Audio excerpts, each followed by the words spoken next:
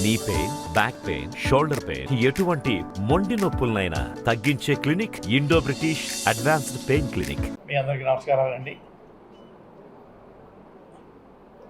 చాలా సంతోషం. వేణు గారు నియోజకవర్గానికి ఈరోజు రావడం జరిగింది. ఈ ప్రజలు వారి మీద చూపిస్తున్న ప్రేమకి నేను చాలా ముగ్ధునయ్యాను. ఈ ప్రేమ కంటిన్యూ చేయాలని, వారి సేవల్ని పూర్తిగా ఉపయోగించుకోమని, అలాగే రాష్ట్రానికి పేదల పార్టీ పెన్నిధి అయిన జగన్మోహన్ రెడ్డి గారి సేవలను కూడా మనం ఉపయోగించుకోవాలి. వీరిని బలపరచడం వల్ల అక్కడ వారు మళ్ళీ మనకి రాష్ట్రానికి ముఖ్యమంత్రి అవుతారు. వారి చేత అన్ని సంక్షేమం, అభివృద్ధి కూడా మనం సమంగా చేయించుకోవడానికి మన వంతు మనం పెద్దలు కృషి చేస్తారు.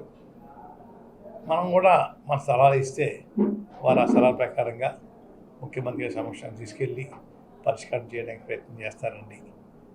ఈరోజు పేదవారు 5 ఏళ్ళతో అన్నం తింటున్నారంటే అది ముఖ్యమంత్రి గారి దయ.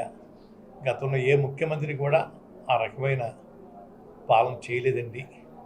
చేయరు కూడా. చూడండి, ఈ మధ్యన అంటూ ఉన్నారు చంద్రబాబు నాయుడు గారు సంక్షేమ పథకాలు పగడమందిగా అమలు చేస్తారట. ఆయన అమలు చేసేది ఏంటండి? వీరు పెట్టిన స్కీమ్స్ ఆయన అమలు చేసేది ఏంటి? వారేదో ఇంకో 10 స్కీములు తెస్తాను, పలా ఇస్తాను చెప్పాలా.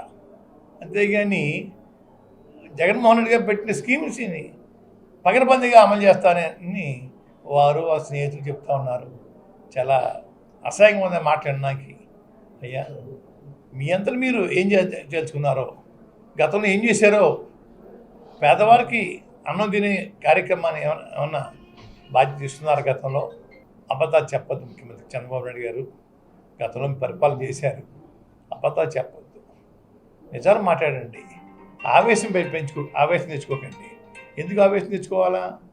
ఈ రాష్ట్రం మీ ఎస్టేట్ కాదే, మీ జాగీర్ కాదే. ఒక ఛాన్స్ ఇచ్చాం. ఏంటి ఛాన్స్? జగన్మోహన్ రెడ్డి గారు ఛాన్స్ మీరు ఇచ్చారా? ప్రజలు ఇచ్చారు ఛాన్స్. ఆయనకి ప్రజలు ఇచ్చారు వారి ఛాన్స్ పరిపాలన చేయమని. మంచిగా పరిపాలన చేస్తున్నాం కాబట్టి ఇంకోసారి ఏమని అడుగుతున్నాం. దానికోసం ఊరికే గజిబిజి అయిపోయి అబద్ధాలు, ఆవేశాలు తెచ్చేసుకొని దింపేయాలని చూస్తూ ఉన్నారే. 5 ఏళ్ళతోటి అన్నం తినే పరిస్థితి ఎప్పుడన్నా పేదవారికి మీ పాలన కలగజేశారా చంద్రబాబు నాయుడు గారు? అడుగుతూ ఉన్నారు. జగన్మోహన్ రెడ్డి గారు మన ముఖ్యమంత్రి చేయాలి. మనం చేసి రాష్ట్రాన్ని రామరాజ్యం చేసుకోవాలి. సంక్షేమ పథకాలు, అభివృద్ధితోటి మన రాష్ట్రం కలకలాడుతూ ఉండాలని చెప్పి మనందరం కోరుకుందాం. వారి విజయానికి మీ అందరూ కూడా కృషి చేయాలని, వేణు గారి యొక్క సేవల్ని పూర్తిగా వినియోగించుకోవాలని, వారి సేవలు ఇక అవసరం అని చెప్పేసి ముఖ్యమంత్రి గారు ఈ కాన్స్టిట్యూన్సీ పంపించారండి.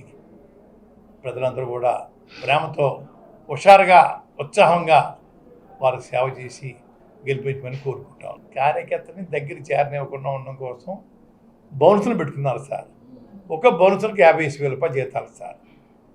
అయ్యా, 3 షిఫ్ట్ సార్, 8 hours షిఫ్ట్. అయ్యా, వారి మీద ఏక వాలకూడదు. అయ్యా, మట్టి పడకూడదు, ఓ మనిషి ముట్టుకోకూడదు, ఓ మనిషి సెకండ్ ఇవ్వకూడదు. ఇవి అన్నీ ఆపుకోవడం కోసం వారు పెట్టుకొని ఏదో బ్లేడ్ బ్యాచ్ ఏంటండి?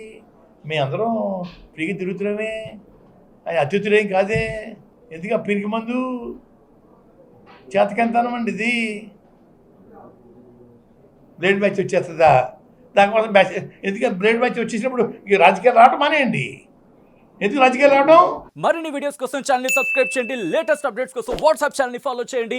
అండ్ లింక్ డిస్క్రిప్షన్ లో ఉంది.